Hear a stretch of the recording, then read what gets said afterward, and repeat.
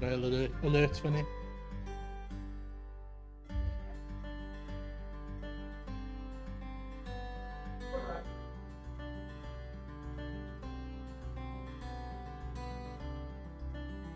Aros y munud, mam.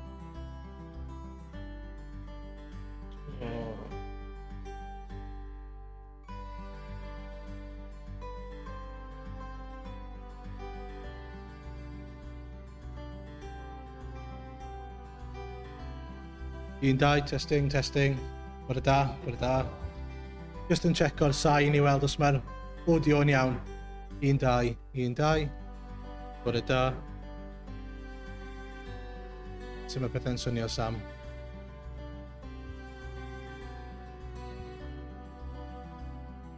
Yeah, good. Great.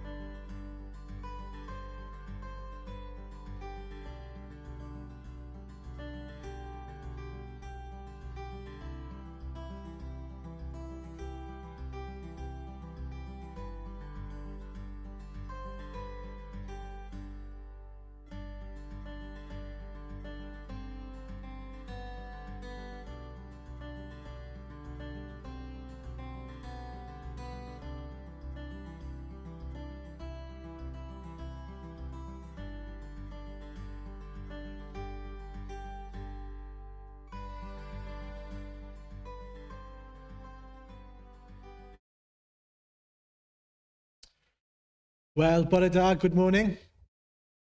Bore da, but well done, bore da.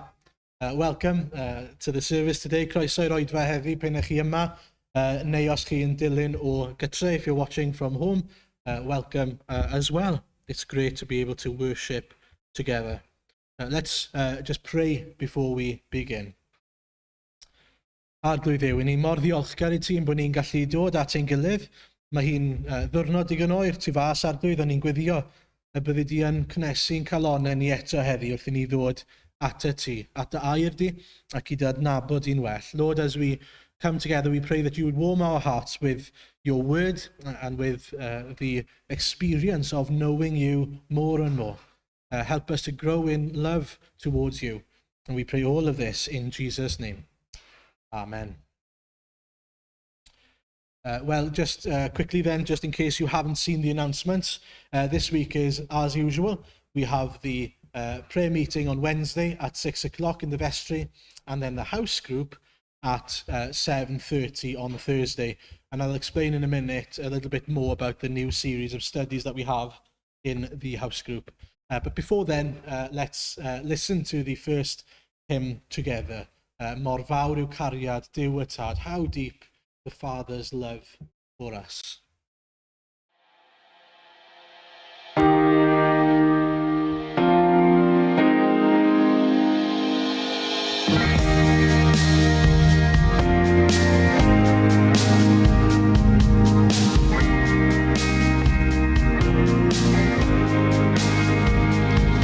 Mor fawr yw cariad Duw y Tad, ellir byth ei fesur.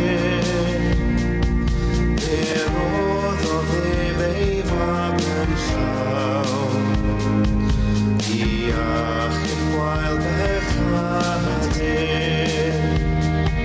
Does neb all ddirnad maint ei boen, pan guddiodd Duw y Tad ei wyth. Aeth twllwch ti dew trwy y tŷ, mwyn i'n cael tangnefau.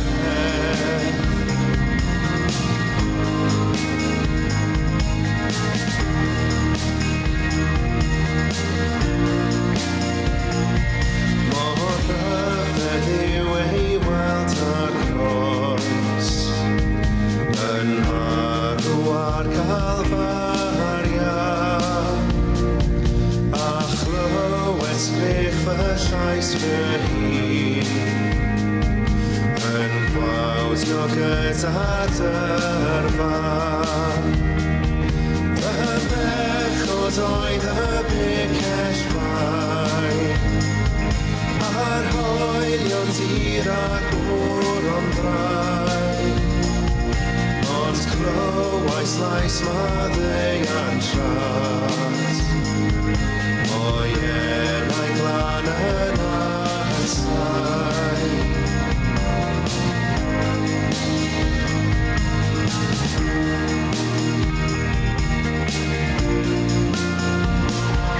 Does dim yn ffrostiaf yn ddomwy, na dawn na dim drwy'r creiad.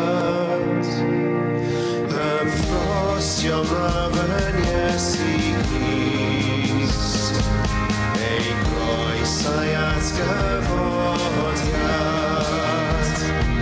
Diolch a fwy am brofi ras, pan fi'n ni hwn ond yma'i rôl. Ni wneud ddim i heiddi hyn, ei aberthef am prynog.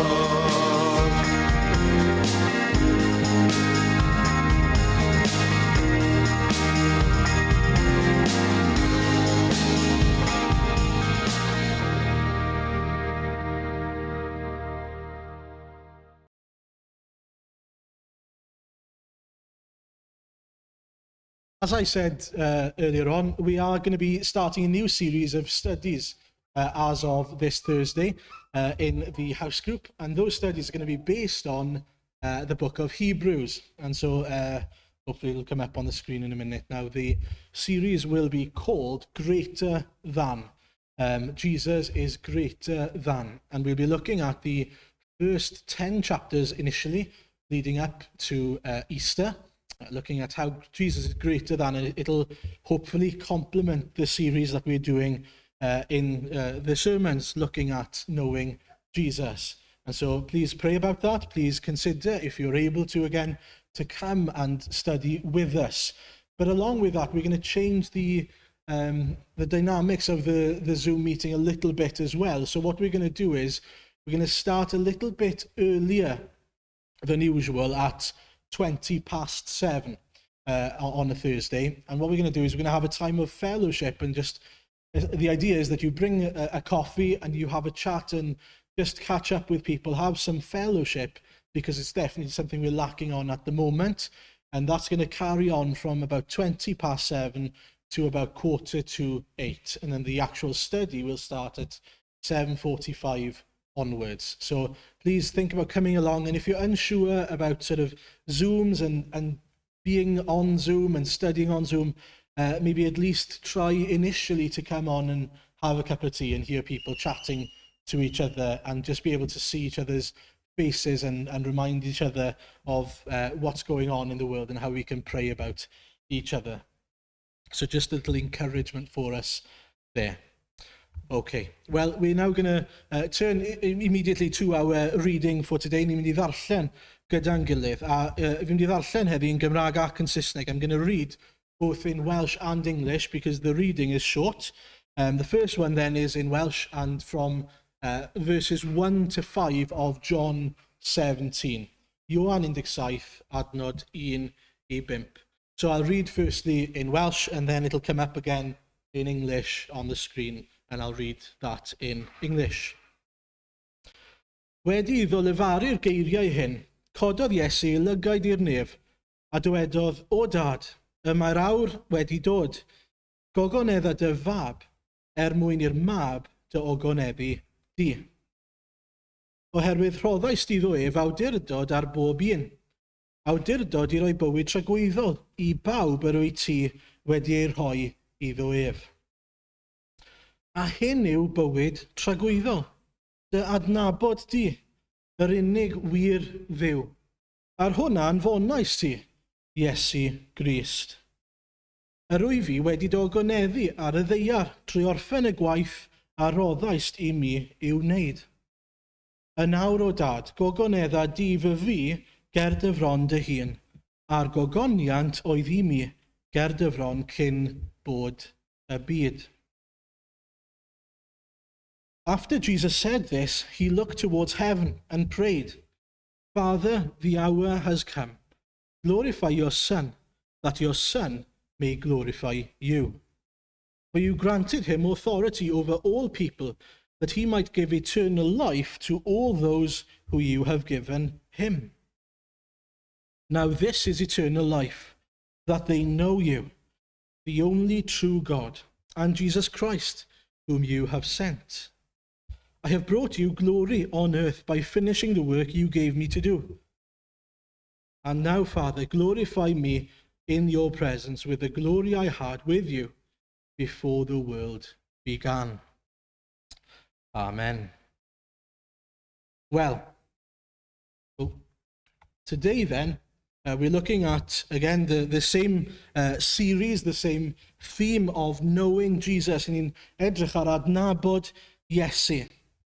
A heddi byddwn ni'n edrych ar y tri neu'r tair adnod cynta yn Ioan 17, oherwydd mae lot ynddyn nhw. As I was preparing, I had planned to look at the first 5 verses of John 17.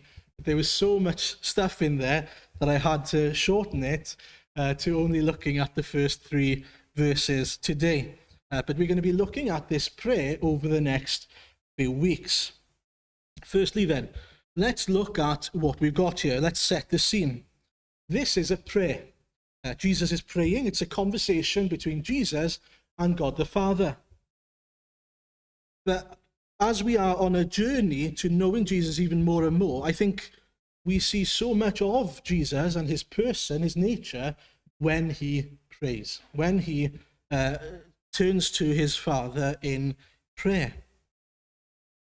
Beth mae gweddi yn ei wneud, a ges I atgoffa hyn nos fercher yn y cwrdd gweddi, yw ein gwneud ni'n agored iawn fel pobl.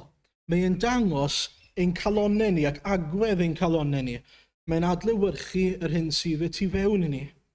Mae'n datguddio ein agwedd ni, ein calon ni, ein beichiau ni, a hefyd ein gwendidau ni ar adegau.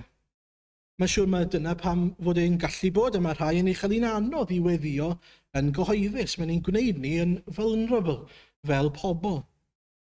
Ond mae hefyd yn anogaeth i ni, wrth i ni gael rhannu gyda ein gilydd a gyda eraill. But this prayer is a little bit different to, for example, even the Lord's Prayer, his example to us of how to pray. And there's good reason for that. Jesus isn't approaching a God that is above him and him being under God, but rather this God that is equal to him. And so it's very different. You'll see throughout the prayer that sort of when he prays, the language is different. It's two equals speaking to each other. The content is different, showing us that Jesus isn't like us. It's important to notice that. Felly ni'n cael cipolwg o'r berthynas yma rhwng Iesu a Duw y Tad fan hyn. Y berthynas berffaith yma a'r undod perffaith sydd rhwngthyn nhw. Ond hefyd, ni'n cael golwg o galon Iesu Grist, wrth iddo fe siarad a datguddio i ni sy'n gwylio. Achos, os chi'n sylwi fan hyn beth sy'n digwydd, mae'n siarad, mae'n gweddio o flaen y disgyblion. Mae gyda fe gynulleidfa. He has an audience. He's speaking in front of his disciples. A felly wrth iddo fe wneud hynny, mae'n gwybod beth mae'n wneud. Mae'n siarad gyda nhw hefyd mewn ffordd, ond yn bennaf wrth gwrs gyda y Tad. Mae eisiau bod y disgyblion a ni yn gweld hyn amdano fe. Okay, so John 17, I think, is a very significant passage, a very important passage. Mainly because so often Jesus goes away from the disciples to pray, doesn't he? He goes away and we don't hear his prayers. It's a personal conversation between him and his Father. But after John 16, where he's given this huge sort of teaching lesson to the disciples about all sorts of things, he prays in front of them. He prays for them as well. And then he, after this prayer, goes out to the garden, if you remember, and he is arrested. And so, mae'r weddi yma yn rhyw fath o... Oh, sorry, didn't go forward. Mae'r weddi yma yn rhyw fath o gyflwyniad I ni, o'r hyn sy'n digwydd o'n blaenau ni, sef crescendo'r Efengel. It's an interlude to what matters most, if you like, in the Bible itself. A fel ni'n gweud, heddiw ni'n bwriadu edrych ar 5 gwers mewn 5 adnod, a fi'n rhoi nhw lan anyway, I chi gael syniad ohonyn nhw. So these are the lessons I was going to look at, and we'll look at the first 3. Christ's chronology, or timing, Christ's authority, Christ's eternity, Christ's finality, but the asterisk there, not that he is finite, but rather the finality of his work, and you'll see that hopefully in the passage next week, and then Christ's glory lastly. Ond, fel ni'n gweud, ar ôl paratoi, oedd dim digon amser iddyn nhw gyd, felly ni'n edrych ar adnodau 1 I 3 am y 3 ffeth cyntaf yna. Awdurdod, amser a tragwyddoldeb Christ. Okay, so Christ's chronology, or his timing, chronos means time. Everything is down to Christ's timing. This is what this passage tells us from the start. This prayer tells us so many things, but it definitely starts off by teaching us that the cross and resurrection is all in his time. Throughout his ministry, he says so many times, the hour hasn't come yet. The time isn't there yet. This isn't the right time. And you might be thinking, well, the right time for what? Well, firstly, let's just look at some verses that highlight those timings for us. And Ioan 2, pan mae'n troi dŵr yn wir, mae'n dweud, Wraig, beth sydd a fyny di am mi, nid yw fawr I wedi dod eto. Iwan 7, nid yw'r amser yn eiddfed I mi eto, ond I chwi mae unrhyw amser yn addas. Iwan 7 adnod 30, am hynny ceisiasant ei ddal, ond ni osododd neb law arno, oherwydd nid oedd ei awr ef wedi dod eto. A wedyn Ioan 8 adnod 20, lle farodd y geiriau hyn yn y trysordy wrth ddysgu yn y deml, ond ni afeilodd neb ynddo, oherwydd nid oedd ei awr wedi dod eto. And the amazing thing there is that I've stuck to examples in John alone, just to show us throughout his ministry that there was this kind of plain timeline, this plan, this crescendo ahead of him, this work that he came for. He came for this hour, for this purpose, this specific work, which is, of course, the work of redemption. That is why Jesus came. And it was all according to his plan, and all according to his timing. And up to this point, this time had not yet come. Felly mae Iesu'n dangos I ni ac i'r disgyblion fod popeth ynglyn â'i neu yn unol a'i gynllun a'i ewyllus a'i amser Daeth Iesu ddim ei gyffwrdd oni bai fod Duw yn caniatáu hynny. Ac os mae Duw yn caniatáu hynny, mae hynny am fod Duw wedi trefnu hynny. Os dim byd yn rhyw surprise I Iesu Grist fan hyn. Mae Duw yn ewyllysio gweithredu ar y cynllun yma. Does dim byd tu allan i'w reolaeth mewn geiriau eraill. A mae hwnna'n fesur o'i rymau fel Duw holl a lluog. And notice the way Jesus speaks throughout his ministry, it points to, doesn't it, a crescendo, this work that is ahead of him. Even back when he was turning water into wine, he was speaking about this hour that is to come. You see? His mindset was, this is why I have come, but the time is not there yet.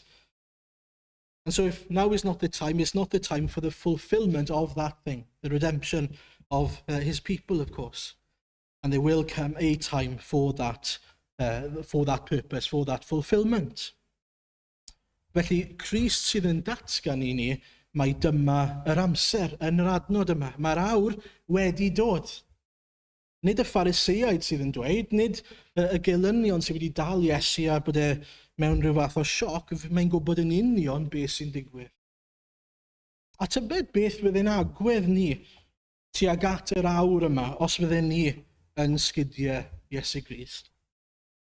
Dychmygwch wynebu'r groes yn gwybod dyma ni, dyma yr awr. Yr awr I ddioddau, I farw. Bydden ni'n deall os bydde Iesu wedi troi at y tad a dweud, Dad, mae'r amser wedi dod I fi ddioddef a marw ac I ti droi dy wyneb I ffwrdd ac I fi orfod goddef yn ofnadw. But that's not his attitude at all, is it? He says, the hour has come, what? Glorify your Son, that your Son may glorify you. That's what he says. And how amazing is that? What Jesus is saying here is that the cross isn't just a display, and isn't at all a display of weakness and of shame, but a display of glory. That's how he's talking about the cross. If it was any other person, we'd be saying, oh, how sad for him. We pity him being humiliated in this way, knowing what's ahead. But Jesus speaks of this sacrifice as a revealing of his glory. The hour has come, glorify your Son. He will be glorified by sacrificing, by dying in our place. Mae'n dweud nawr, gogonedda dy fab wrth iddo fe farw ar y groes. Dangos i'r byd pwy yw mewn gwirionedd. Y mab, yr achubwr y Mesia. Gad yw ogoniant a'i ysblander ddisgleirio fel nath ar y groes. A ni'n gweld hynny yn ymateb y canwriad. Chi'n cofio'r canwriad wrth y groes? Wrth I Iesu farw ar y groes, mae'n gweld gogoniant a gwir berson Iesu Grist trwy y groes. A mae'n dweud yn wir, mab Duw oedd y dyn hwn. We see the glory of Christ in his perfect obedience to death, or in death, in dying on the cross. We see his glory and his love for us in being willing to be the substitute, the atonement for sin. And we see his glory in his demonstration of power over Satan and death as he is resurrected. That's why we see, or how we see, Christ's glory on the cross and in the empty grave. We see his splendor, the thing that sets him apart from us. Felly roedd hi'n amser I ogoniant Crist gael ei amlygu. Amser I bawb weld mai fe yw y Meseia. Ac I ni sydd yn bobl ddynol, dyna oedd yr unig ffordd. Mae profi mae Iesu yw y Meseia ac yn abl I goncro marwolaeth a Satan a maddau pechodau yn gwbl ddibynnol, nag yw e, ar y groes a'r atgyfodiad. Heb rheina, does dim prawf gyda ni, does dim sail gyda ni beth I ni'n credu. Mae dim marwolaeth yn golygu fod dim dirprwy, substitute, dros ein pechod ni. A mae dim atgyfodiad yn golygu fod marwolaeth y pechod heb gael ei goncro, bod e dal yn bodoli, dal yn effeithio arno ni. A felly bod Iesu jyst yn ddyn cyffredin arall, oedd yn honni pethau mawr, ond yn golygu dim byd. And so, when you look at the cross, what do you see? When you think of the cross, when you focus on the cross, what do you see? Do you just pity the lamb that went to the slaughter in your place, or do you see his glory? Do you fall at his feet? Do you see his power and glory in the cross and in the resurrection? We are to bow down and worship the Lamb who is worthy. I ni hefyd wedyn yn gweld fod Iesu am gael ei ogonefu, mae'n dweud hyn yn yr adnod yna, mwyn i'r tad gael ei ogonefu gan y mab. Eto, mae eisiau bobl weld ei ysblander ei ogoniant ei ddisgleirdeb mwyn iddyn nhw wedyn weld ysblander ac ogoniant y tad. Mwyn I ni gael adnabod y tad, y Duw sy'n drindod. A ni wedi clywed mae Iesu yw y drws, chydig wythnosau yn ôl. Ac os I ni'n gweld gogoniant Crist oherwydd hynny, I ni hefyd yn gweld gogoniant y tad. Trwyddo fe. So to finish the first point then, to recap, it is the time. Now the time has come, Jesus says in this passage. We should never worry that Satan somehow will surprise Jesus or that Jesus isn't in control somehow. He is fully in control. It is all his plan down to the minute. And this passage teaches us that. It teaches us that he knew exactly what was going to happen in the garden that was just about to come. He knew his death was in front of him, and he knew that by going to the cross, according to his will and purpose, he would be glorified. His glory would be revealed to the world. And that's why we can come to know him and experience him as a saviour. And the amazing thing is that the same applies to us, of course. But nobody can touch a hair on our head unless God allows it, unless God wills it. We see that in numerous passages in the Old Testament even. Throughout history we'll see that. But sometimes God will allow that. He will allow a hair on our head to be touched. For our own good, for our sake, but never beyond what we can bear.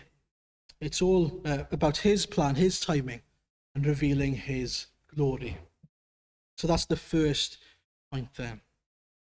Secondly, Christ's authority. Yn ail awdurdod Christ. Mae'n dweud am ei hunan yn adnod 2, os edrychwch chi ar adnod 2, oherwydd rhoddais ti ddo ef awdurdod ar bob un. Awdurdod I roi bywyd tragweddol I bawb yr oed ti wedi roi iddo ef. We see in verse 2 that Christ has authority over all people. And we can preach the gospel in a way, I think, that suggests, well, here is Jesus, you can turn to Jesus, we want you to turn to Jesus, but you can reject him as well. It's kind of a take it or leave it kind of situation. As if rejecting Jesus means you're never going to see him or hear about him again. As if that's it then. So if you reject him now, that's it. Almost as if he's just another option on the buffet table of life. Ond dyw hwnna ddim yn wir yw e. Dyw hwnna ddim yn wir am Iesu, nac am yr efengyl. Fel mae Paul yn atgoffa ni'n Rhufeiniad 14, mae'n dweud wrthyn ni, oherwydd bydd rhaid I ni bob un sefyll ger bron brawdled yw. Fel y mae'n ysgrifenedig, cynwired am bod i'n fyw, medd yr arglwydd, i mi y bydd pob glin yn plygu, a phob tafod yn moliannu Duw. Am hynny, bydd rhaid i bob un ohono ni roi cyfrif amdano ni'n hunain i fyw. You'll see him again. Whether you belong to him or not, you will see him again. And we will all realize the nature of our relationship to God at that point when we see him again. He will be the judge, and either we will be with him or we will be against him. Having said that, I think that there's a temptation here to focus on his judgment and the fact that he has authority over us, as if that's what Christ desires for us, as if that's what he wants for his people. But look back at verse 2. He says about himself that he is given authority that he might give eternal life. If you want to know why Jesus was given authority, it's for that purpose. It wasn't primarily for judgment and punishment. That's not what he wants. He has authority to do that, and he will do that, of course, because he is fair. But his primary purpose was to save and to give eternal life. Dyna ni'n gweld yn yr adnod mwy adnabyddus a poblogaidd yn y gair, Ioan 3:16. Do carodd Duw y byd gymaint nes iddo roi ei unig fab mwyn i bawb sy'n credu ynddo fe beth beidio mynd i ddistryw, ond cael bywyd tragwyddol. Byddwn ni'n edrych rhagor ar hwn mewn munud, ond just sylwch Iesu sydd ag awdurdod, a mae'n defnyddio'r awdurdod yna i roi bywyd tragwyddol. A dim ond fe sy'n gallu rhoi bywyd tragwyddol, wrth gwrs. And that's, I think, why it's so crucial to remember and to preach that there is only one door, that there is only one way to eternal life. There's only one giver of eternal life. Again, last week we heard there is only one door. He is the door, not a door. It's so important. He's not just another Muhammad or Buddha who claims that they are the door. He is the true door. He is the only one that is able to give eternal life. He has authority as God himself and as God's Son to do that. A'r gwahaniaeth rhwng nhw a Iesu yw hyn yn Colosiaid 1. This is the difference between all others and Jesus himself, as we see in Colossians 1. Sorry, it's a little bit small on the screen probably, but I wanted to fill it into one slide because it runs so beautifully. Mae Iesu'n cael ei ddisgrifio'n berffaith i ni fel hyn. Hwn yw delw'r Duw anweledig, cyntaf anedig yr holl greadigaeth, oherwydd ynddo ef y crewyd pob peth yn y nefoedd ac ar y ddaear, pethau gweledig a phethau anweledig, gorseddau, arglwyddiaethau, tywysogaethau ac awdurdodau. Trwyddo ef ac ei fwyn ef y mae pob peth wedi ei greu. Y mae ef yn bod cyn pob peth, ac ynddo ef y mae pob peth yn cydsefyll. Ef hefyd yw pen y corff, sef yr eglwys. Ef yw'r dechrau, y cyntaf anedig o blith y meirw, i fod ei hun yn gyntaf ym mhob peth. Oherwydd gwelodd Duw yn dda yw holl gyflawnder breswylio ynddo ef, a thrwyddo ef, ar ôl gwneud heddwch trwy ei waed ar y groes, i gymodi pob peth ag ef ei hun, y pethau sydd ar y ddaear, a'r pethau sydd yn y nefoedd. This part in Colossians 1 is probably one of my favorite passages, because what it teaches us is that everything was made by Jesus, everything is sustained by Jesus, and everything exists for Jesus. What more do you want to know? He is God, the creator, the sustainer, the redeemer. And everything he does points us towards the pinnacle, which is to have eternity with him. Christ, being God from the beginning, has power and authority, not only to create us, as we just read, but to hold us together, but then to restore us, to bring us back into union with God the Father, to being that unblemished bride of Jesus Christ. Thirdly then, and lastly, Christ's eternity. The heading sounds a bit wrong, doesn't it, to put it like that, Christ's eternity. But I wanted to highlight the fact that Jesus' eternity is shown here to be very different often to our understanding of eternity, what he means by eternal life. Be mae Iesu yn ei olygu te trwy ddweud bywyd tragwyddol? Wel, mae Crist yn dweud, mae nid just bywyd am byth mae'n sôn am fan hyn, ac yw ystyr bywyd tragwyddol, ond perthynas am byth. Relationship forever. A hyn yw bywyd tragwyddol, dy adnabod di yr unig wir Dduw, a'r hwnna anfonais ti, Iesu Grist. Fundamentally, this is what Jesus came to offer us, a relationship. The opposite of destruction and being alone and apart and dismayed without hope, but to know Jesus. Rather than being alienated, rather than having the gates of heaven closed and the cherubim locking us out. Knowing and living with Jesus Christ. And of course, that is for eternity, in the sense that it is forever. Ond dylen ni ddim cyfyngu bywyd tragwyddol yn ein meddyliau ni, iddo fe fod ynglyn â just byw am byth, fel petai Iesu wedi dod mwyn rhoi extension i'n bywydau ni. Just bod bywyd yn mynd i fod yr un peth, ond am byth. Mewn gwirionedd, allai'n dychmygu dim i gwaith, os byddwn ni just yn cael bywyd yr un peth y mae e nawr am byth. Bydde fe'n newid dim byd. Ond mae bywyd tragwyddol yn gymaint mwy na hynny. Mae e'n fywyd o fod gyda pwrpas, o fod gyda llawenydd gwir, gyflawnder, bywyd gyda ein creawdwr ni. A felly bod pob peth fel petai yn dod at ei gilydd yn iawn fel mae pethau i fod. A beth arall sy'n bwysig wrth gwrs am fywyd tragwyddol yw mae e'n dechrau pan ni'n dod at Iesu Grist. Nid pan ni'n cyrraedd y nefoedd. Mae wedi dechrau nawr. Mae bywyd tragwyddol yn dechrau pan mae'r berthynas yna gyda Crist yn dechrau. Nid rhywbeth sydd i ddod yw hwnna. Mae yma yn barod.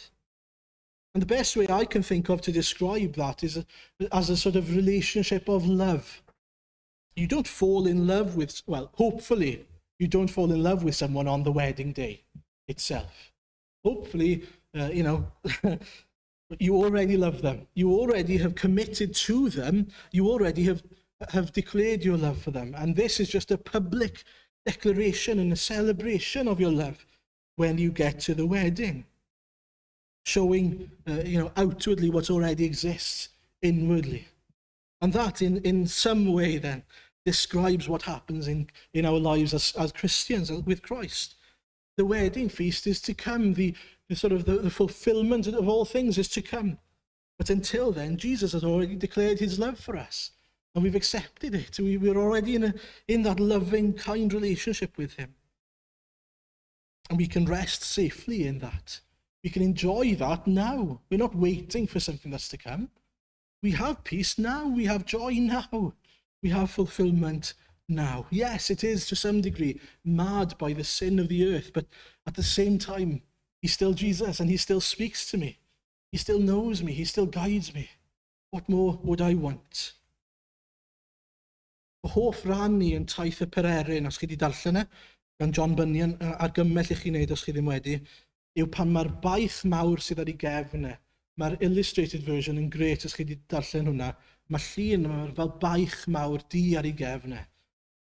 A'r Cristion yw enw'r cymeriad. Mae hwnna'n cael ei gymryd oddi arno fe wrth iddo fe ddod a plygu glin wrth yr Iesu. A dyna beth mae e fel yn dyfe i ddod at Iesu Grist a'i adnabod e. Mae e'n cymryd y baich chi'n sylweddoli i fod e'n fyw yn eich caru chi, yn cynnig maddeiant i chi. Ac eisiau eich adnabod chi am beth. Tu hwnt i'r beth. Ond yn dechrau nawr. Mae hwnna'n yn reality sy'n gallu digwydd heddi. A fi'n gweddio bod e wedi digwydd i chi, ac os ddim y byddwch chi'n dod ac yn profi fe heddi, yn troi ato fe heddi. If we were to go on, if we were to go on in John chapter 3, after verse 16 to 17, it says to us, "For God did not send his Son into the world to condemn the world, but to save the world through him." It says, "Whoever believes in him is not condemned, But whoever does not believe stands condemned already, because they have not believed in the name of God's one and only Son. Sylwch y ferf mae'n defnyddio. Nid yw neb yn cael I gondemnio. Nid yw neb yn mynd I gael I gondemnio. Nid yw neb yn cael, neu nid yw neb o dan gondemniad. Mae'n siarad am y presennol, nawr. A fel mae'n dweud yn Rhufeiniaid 8, mae'n dweud, yn awr felly, nid yw'r rhai sydd yng Nghrist Iesu dan gollfarn o unrhyw fath. Be mae'n dysgu ni fan hyn yw, nawr, unwaith ych chi'n dod at Iesu Grist, mae grym ac effaith yr efengil wedi gweithio ynddoch chi yn barod. A chi nawr yn iawn gyda Duw. Mae'r undod yna wedi ei greu rhyngoch chi, a mae'r gylff o bechod oedd yn eich rhwystro chi cynt wedi diflannu. A mae hwnna'n wir, does dim condemniad I bwy bynnag, mae'n dweud, sy'n credu yng Nghrist. Na chi wirionedd bendigedig yn dweud, I ni ddathlu bore yma, I ni'n rhydd, I ni heb y baich yna, heb yr arwahanrwydd yna, I ni'n adnabod ein Duw ni. Such a wonderful truth, isn't it? Knowing there is now no condemnation for those who are in Christ Jesus. That is the truth now, today, if you belong to Him. But if you are on the other side of this, and realizing today that you are condemned before God, the wonderful thing is that all you need to do is come to Jesus and accept. As He said, whoever believes.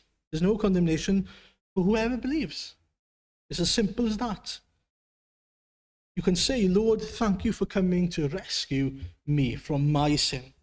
Thank you for your obedience and love and sacrifice. Forgive me. Forgive my sins and let me live with you and for you. Please be my Lord and Saviour. It's as easy as that. Yn olaf ar y pwynt yma, sylwch fod bywyd tragweddol am ddim. Allwch chi ddim talu Iesu i'ch adnabod chi, neu i'ch achub chi. Mae'n dweud yn Rhufeiniaid 6, y mae pechod yn talu cyflog, sef marwolaeth. Ond rhoi yn rhad y mae Duw, rhoi bywyd tragweddol yng Nghrist Iesu ein harglwydd. Dyma sy'n gwneud dod at Iesu yn rhyfeddol, ond eto yn anodd. Mae'n anodd nag yw e. Oherwydd ni'n gwybod yn enwedig sut bobl ydy ni y Cymru. If you can think back and remember what it's like being invited over to someone's house for food. Remember those days? They were good days. Being able to go over to have food with someone else. What's the first question you ask when you're invited over for food? What can I bring? What can I contribute to the meal? What can I contribute to the experience that we're going to have together? Because we hate coming empty-handed. I think it's part of nature.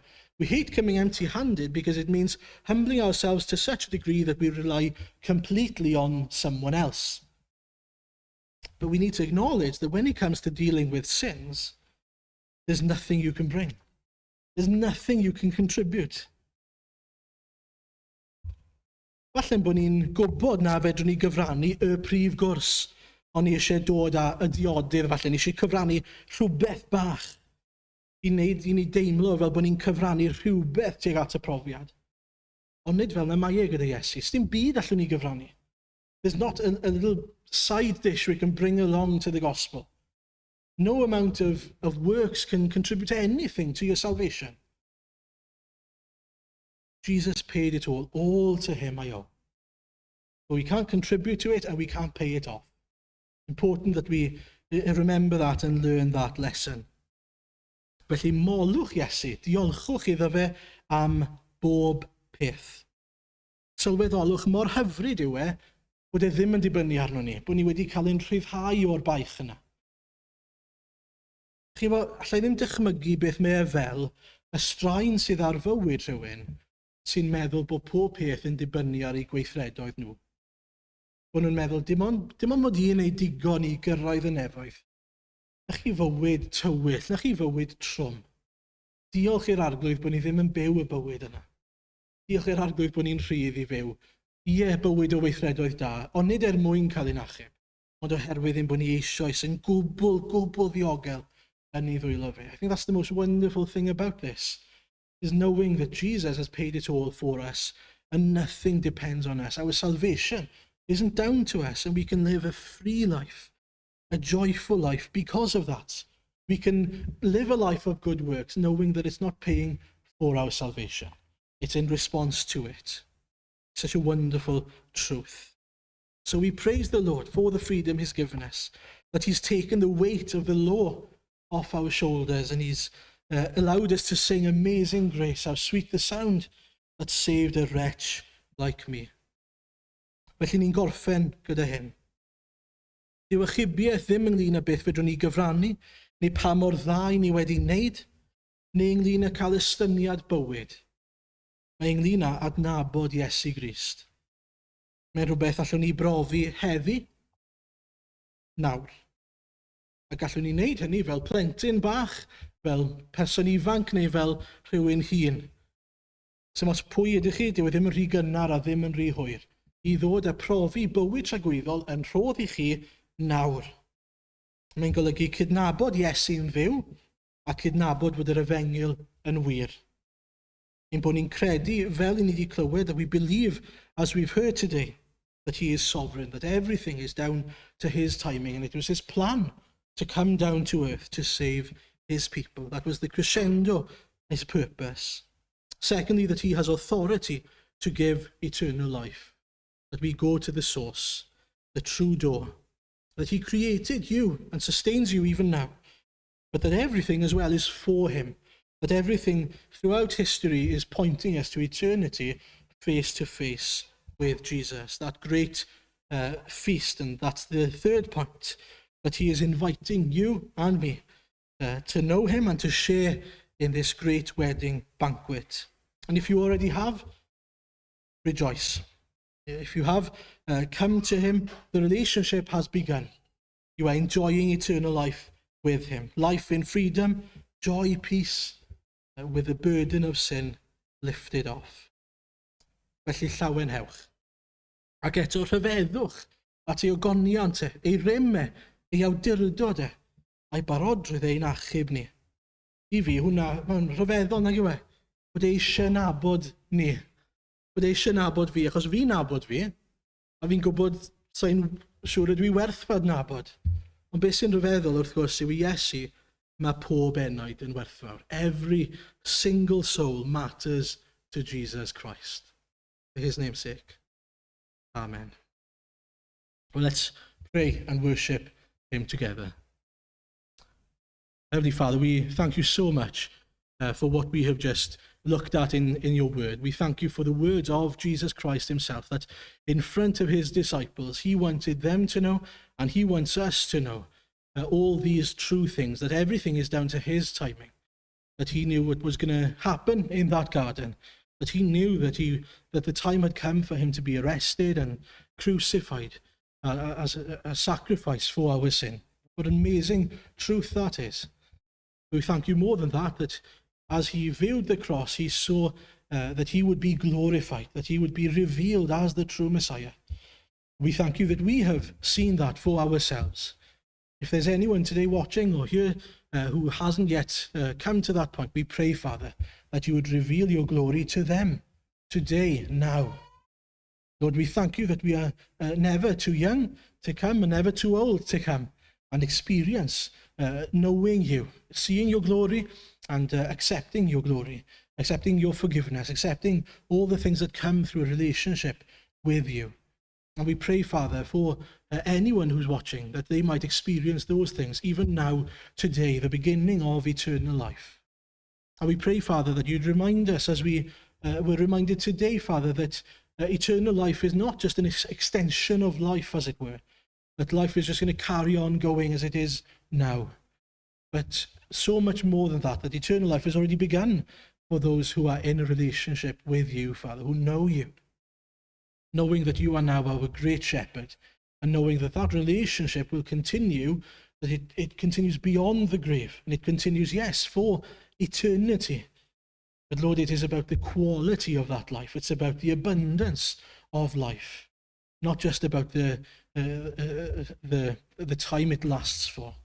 And so we thank you that you have come to give us the best life, the best quality of life, life full of joy, life that eventually won't have sin in it, a life that will be perfect, a paradise that's waiting for us. But we pray, Father, that you'd remind us that that heaven is you, Lord Jesus. Arglwydd Iesu, ni'n diolch mai ti yw ein nefoedd ni. Mai ti yw ein tragwyddoldeb ni. Arglwydd helpa ni i dadnabod i yn fwy ac yn well. Helpa ni ymrwymo i dreulio amser yn gwrando ar dy air di ac yn dygeisio di ac yn siarad gyda ti mewn gweddi, Arglwydd. Ni'n gweddio i ti'n helpu ni i wneud i'n ganolog i'n bywyd ni yn llwyr. Lord, we thank you for the free gift of eternal life. We thank you that there is no condemnation for those who are now in Christ Jesus. We thank you for the way that changes our lives completely, knowing that the burden of our sin and of the expectations of the law, Father, is gone. We thank you that you fulfilled all things for our sake in our place. And so we rejoice and we pray, Father, help us now then to respond by living a life of good works, to respond by living a life of obedience in love for you. We want to please you. We want to honor you. And so we pray, Father, that you'd help us to put to death the things of the flesh that shouldn't be there, those things that spoil our relationship with you, and help us to live for you, the way we want to live for you. And Lord, we pray that we would know more, experience more of you as we continue to seek you. Arglwydd felly, ni'n diolch i ti am dy air i ni heddi. Arglwydd ni'n gweddio i ti gofio amdano ni, ti'n ein adnabod ni'n well na neb arall. Ti'n adnabod ni'n llwyr. Ac arglwydd gan dy fod ti'n adnabod ni'n llwyr, ti'n gwybod yn union beth i ni'n ei wynebu ar hyn o bryd. Lord, because you know us and you know exactly where we are at, we pray that you would be with us and meet our needs, whatever those needs are, as we heard last week. We pray, Father, for those who are grieving, that you would comfort them. For those who are struggling, that you would encourage them. For those who are in other situations at the moment, perhaps feeling fearful, that you would remind them of the assurance of the gospel. And Lord, whatever it is that we are lacking, please meet our needs in Christ Jesus. Arglwydd felly, derbyn ein mawl ni a'n diolch ni. We pray all these things for your name's sake. Amen. Well, we'll finish then by listening to or singing from home the hymn Amazing Grace. And I want to encourage you, some homework for you as you go home, to read the story behind the hymn, or at least behind the hymn writer, John Newton. It's a wonderful hymn if you don't know it, but we'll listen to it together, Amazing Grace.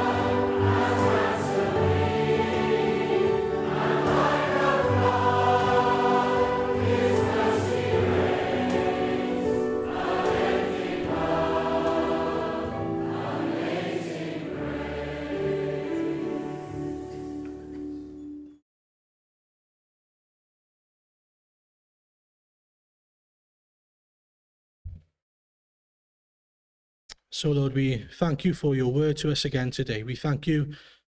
It's amazing that you speak to us, that we can hear your voice speaking to us. And we thank you that you have called us to know you, to experience you, not just as a God, but as our Lord and as our Saviour. We thank you that we can speak to you now. We can turn to you, asking you to continue to guide us and to continue to speak to us, to continue to make us more like Jesus and to enjoy you more and more from day to day. We thank you that you are our great shepherd. Help us to follow you, to be obedient to you, and to love you more and more. Be with us, we pray then, for your name's sake. Amen.